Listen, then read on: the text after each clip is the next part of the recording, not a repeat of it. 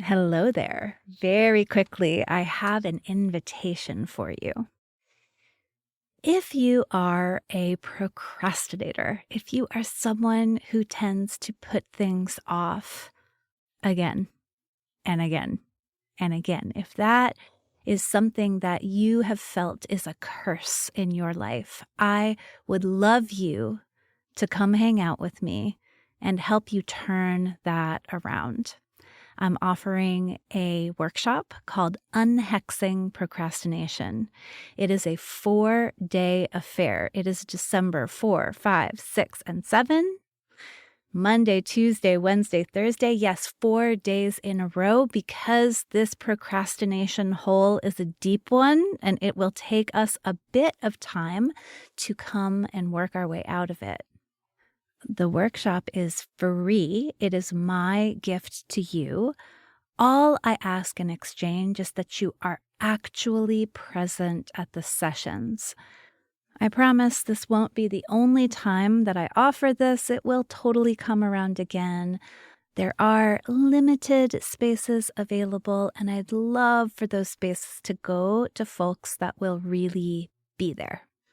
So, if you would like to come, if you would like to completely shift, transform your relationship to your procrastinating tendencies, please come visit nataliekmiller.com/workshop and then come hang out with me for 4 sessions that will deeply, radically shift your relationship with procrastination. Okay, nataliekmiller.com/workshop. And now on to the show.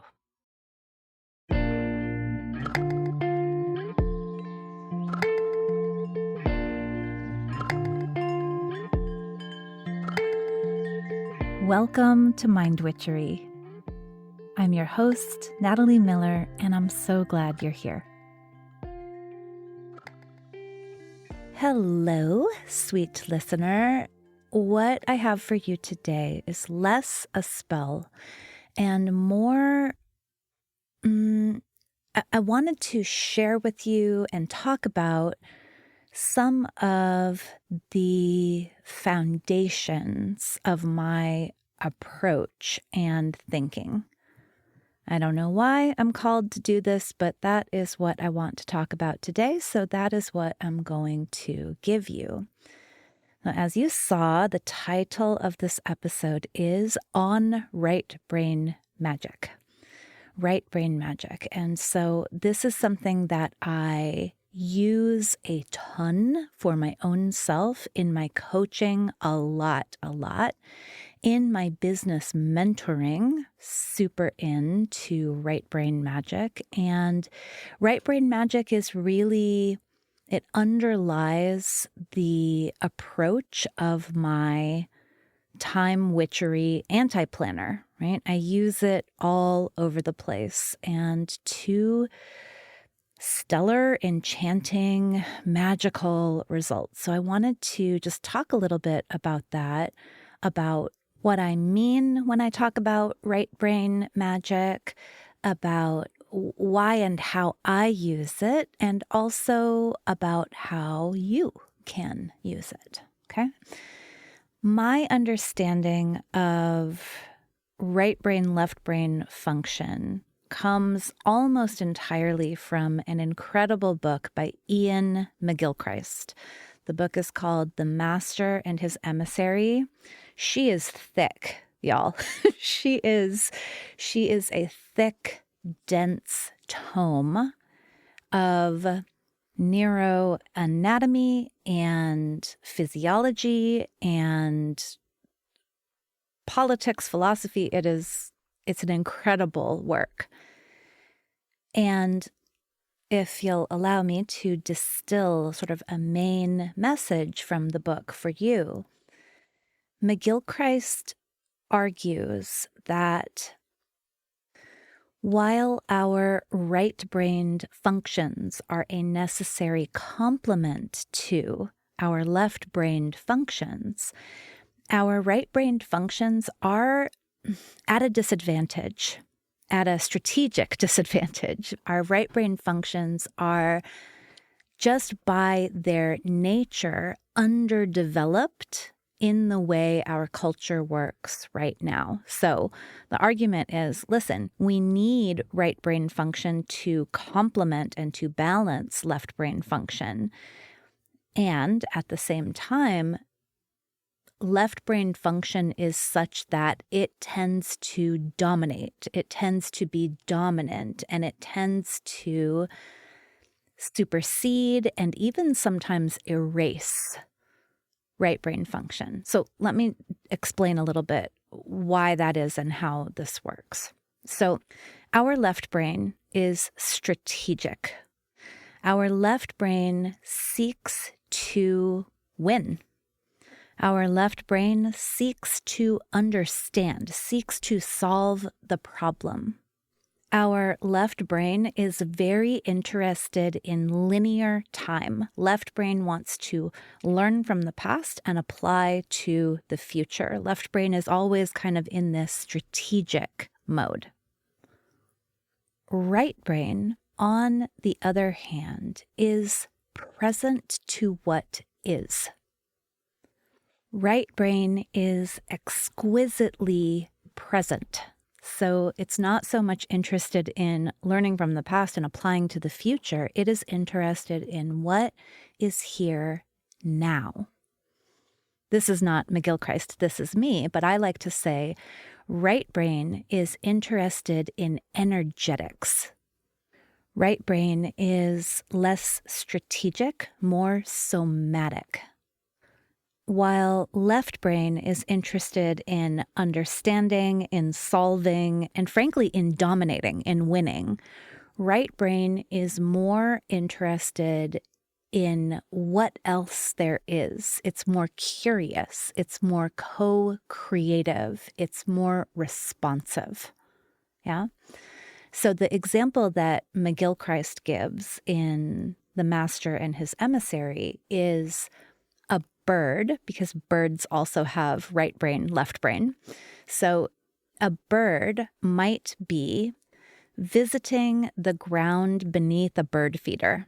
So this bird is using left brain function in that it's like, yeah, I've learned in the past that there is usually food on the ground beneath this bird feeder.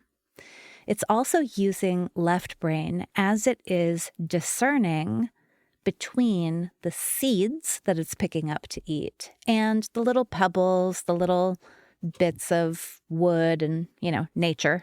I guess seeds are nature too, but left brain here is very focused on picking up seeds and not picking up pebbles. So left brain is helping the bird to dominate this environment, to take what it wants and to leave the rest. Yeah? Now, the bird's right brain serves a very important additional function here in that bird's right brain is not so focused on completing the task at hand. The bird's right brain is attuned to and aware of what is actually happening in the physical environment. So, for example, if a storm is coming and the bird can feel the winds picking up, can feel the temperature changing, that's a right brain affair. The bird might also be aware of the sounds of predators. Right? So while left brain is very focused on pick, right brain is like, I'm going to stay open to the sounds and feelings I know are associated with other beings, let's say cats, entering my environment. Yeah. So McGilchrist says, look, left brain and right brain need to be separate, and they are separate in the anatomy of the brain. They need to be separate because they perform very different functions, right? One is entirely present, and then the other is proceeding with the plan. Yeah? I use a slightly different example to illustrate this. I like to say, left brain delivers a baby via cesarean section, right? Cesarean section is a procedure that has steps 1, 2, 3, 4, 5, right? It's almost always done the same way. It can be scheduled. If you're having a baby via cesarean section, you could say, oh yeah, I'm having this baby on the 30th at 9 a.m. Of course, not every cesarean section goes exactly the same way, and yet this is a highly planned, highly strategic, step-by-step way of bringing a child out of a body and into the world. Now, of course, it's not entirely left brain because nothing is, right? There's the two parts and they complement one another, but you can see that it's more of a left brain-led strategy. A right brain-led strategy for bringing a baby out of a body and into the world might be something like a home birth.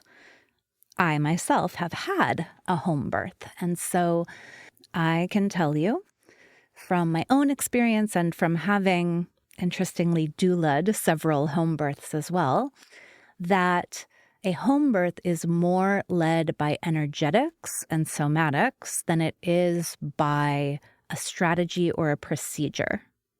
In a home birth, a midwife is being led by signs from the mother and from the mother's body. In a home birth, there's a lot of attention to the birthing environment, to what's happening in the birthing environment. Oh, it's interesting. When the lights are lower, the contractions are longer. Oh, it's interesting when the birthing person starts to get really discouraged, really despondent. That's actually a sign that they're almost finished with the first stage of labor, right? So this right brain-led environment is less concerned with the plan and more concerned with what is actually happening moment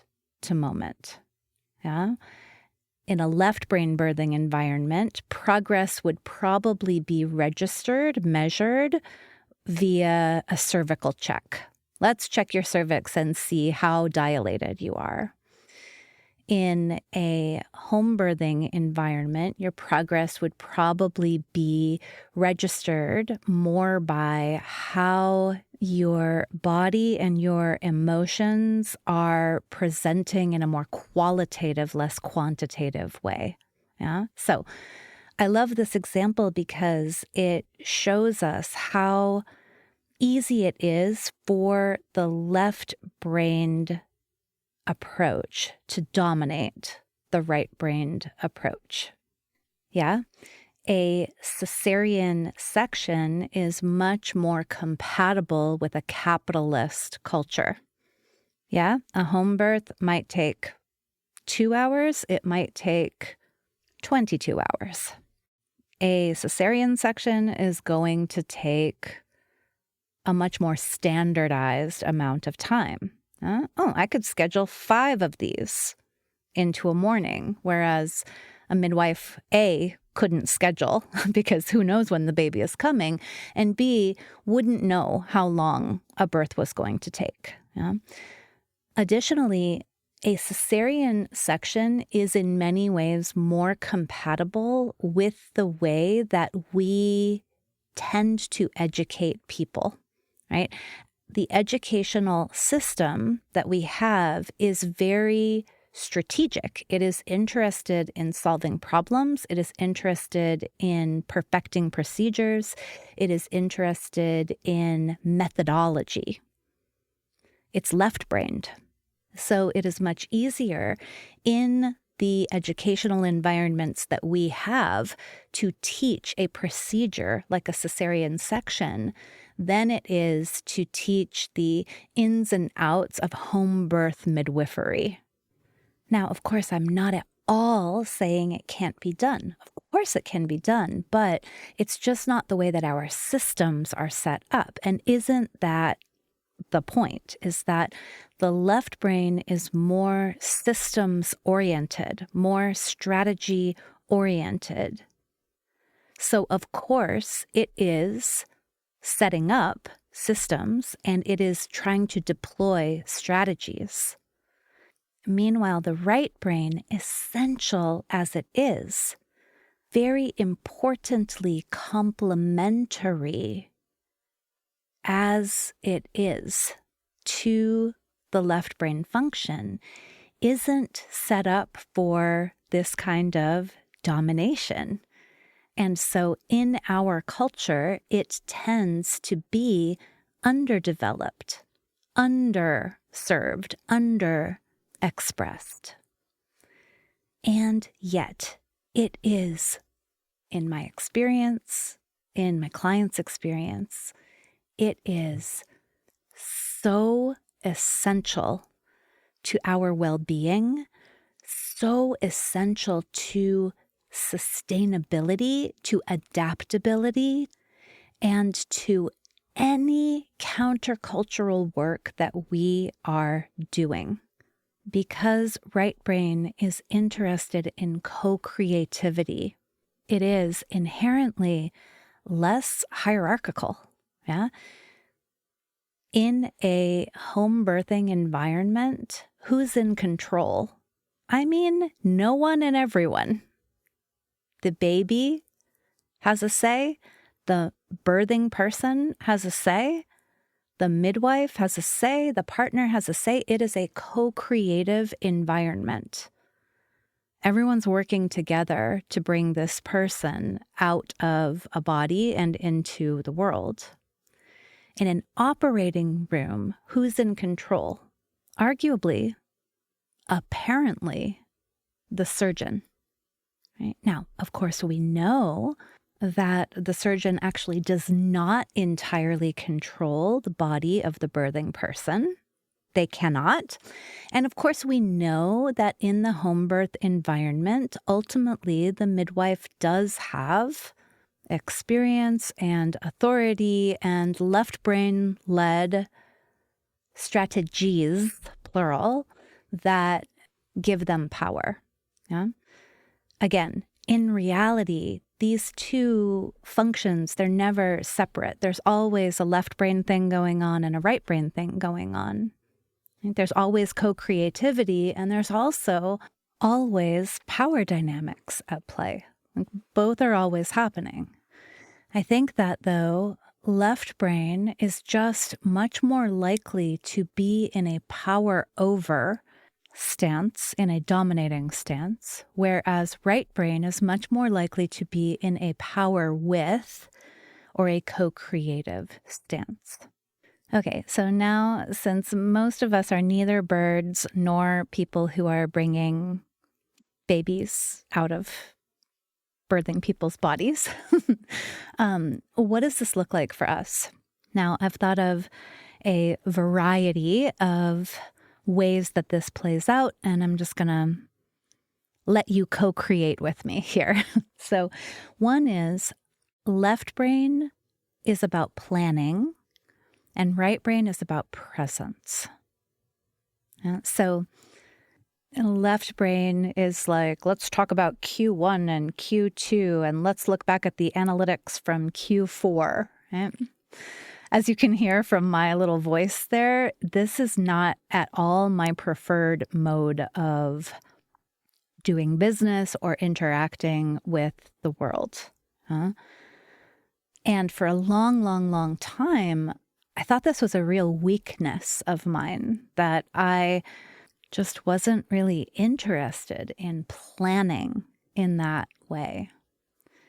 What I am interested in, though, is presence, is paying attention to what keeps coming up. I mean, this is largely, my love, how I create this podcast. I don't really have a plan for how the episodes are going to unfurl. Sometimes I'll have an idea for a series or something like that, but for the most part, I talk about what I feel like talking about. I talk about what's actually interesting to me. I talk about what I notice is coming up with my clients, my colleagues, my co-creators, and it works. So right-brained magic might be allowing yourself to loosen up around planning and open up to what is present, to what is calling your attention, to where your energy is drawn. So this leads to, I think left brain is a little more about should, and right brain is a little more about want or feel like. Yeah? So again, because left brain is interested in winning, in dominating, it is also interested in best practices, in what we should do. It is interested, I think, in following expert advice. And again, there's nothing wrong with that. But right brain is more interested in feeling, in the energy, in the desire, in the inclination. Right brain, I think, is less interested in the best practice and is more interested in what feels good and right and aligned to you. So right brain is so much more interested in the energetics than in the strategics. We need both. But right brain is underserved in our dominant and dominating culture. Left brain lords over right brain. We are inundated with the should thinking, with the best practices, with the expert advice. And we do not pay as much attention to our own desires, to what else is present and possible, and to what is in integrity for us personally, for us in this particular moment, here and now. So it makes sense, doesn't it, that in some place like the business world, left brain led approaches have frameworks and methods and certifications. Yes, it's full of winning strategies. And many of these aren't balanced with right brain led approaches of coaching, of individualizing, of honoring the differences among individuals that actually may mean that a best practice for one is not the best practice for another. And what I really find is that no framework, strategy, method, none of that will work without that complementing right-brained approach as well. The individualizing, the co-creative, the one that is interested in, well, what else is present? What else is possible? And, I must admit that in my, 30 years of adulting in this world, again and again and again, I have fallen in love with a method. I've learned it and practiced it and mastered it until, I'm sorry to say, again and again, I discovered that it's not balanced with co-creativity and with energetics and with integrity. I think that the right-brained approach that is so interested in what's present. I think it keeps methods, frameworks alive and breathing. I think that it keeps them honest and in integrity. I think it keeps them from becoming dominating. And I think that we have to be so careful to continually nurture and nourish those qualities, those responsive and values led and co creative and power with, rather than power over. I think we have to continually invest in that. You know, left brain talks a really good talk. And I think right brain embodies that talk, walks that talk, and also notices how that talk will need to evolve, will need to shift, will need to be a little more complicated, will need to be a little more responsive to and co-creative with reality. And listen, humility is required here, right? Anytime we're really walking our talk, I think we see how our talk is still evolving.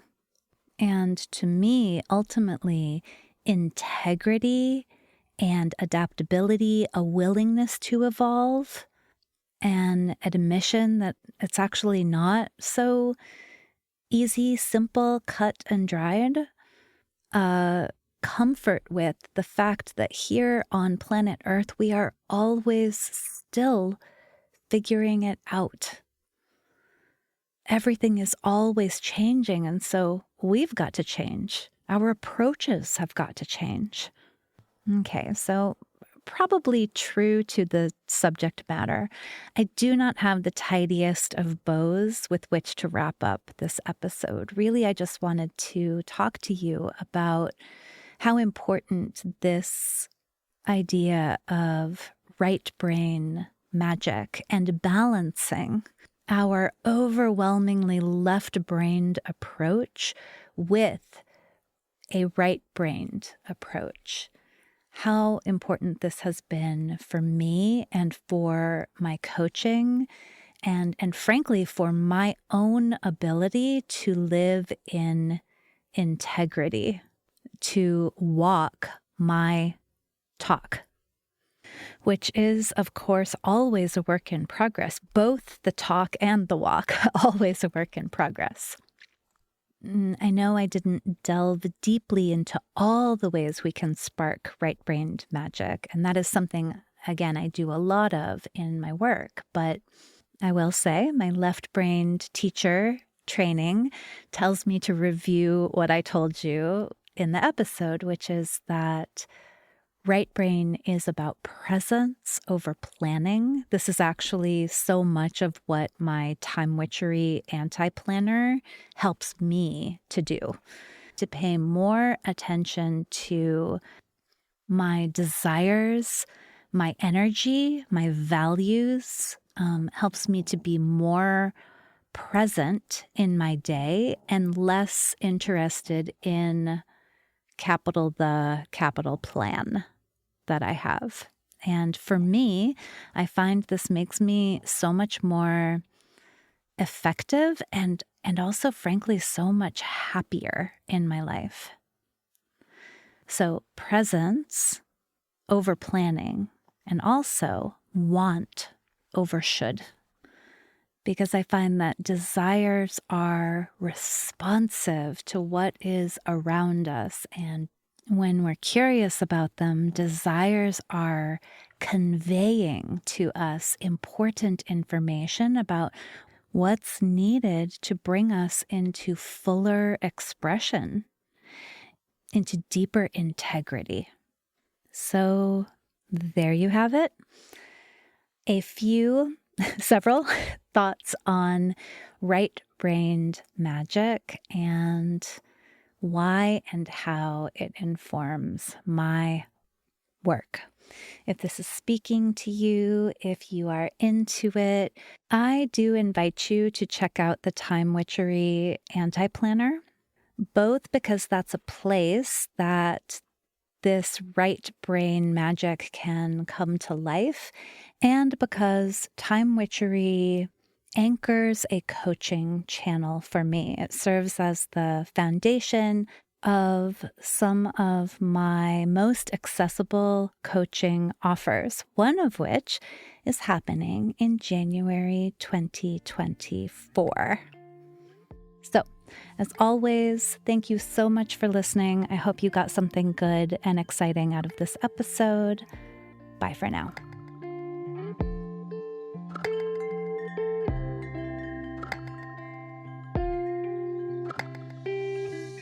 Thank you for listening to this episode of Mind Witchery. To catch all the magic I'm offering, please subscribe to the show. Or if you want a little bit of weekly witchiness in your inbox, sign up for my Sunday letter at mindwitchery.com. If today's episode made you think of a friend or loved one, your sister, your neighbor, please tell them about it. We need more magic makers in this troubled world. Like all good things, this podcast is co-created by stellar people. Our music is by fabulous DJ, artist, and producer Shammy D. Our gorgeous art is by the sorcerers at New Moon Creative. Mind Witchery is produced in conjunction with Particulate Media, K.O. Myers, executive producer. And I am Natalie Miller. Till next time.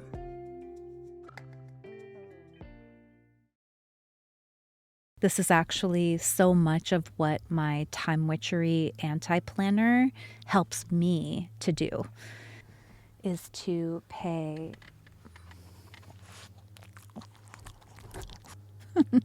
There you go.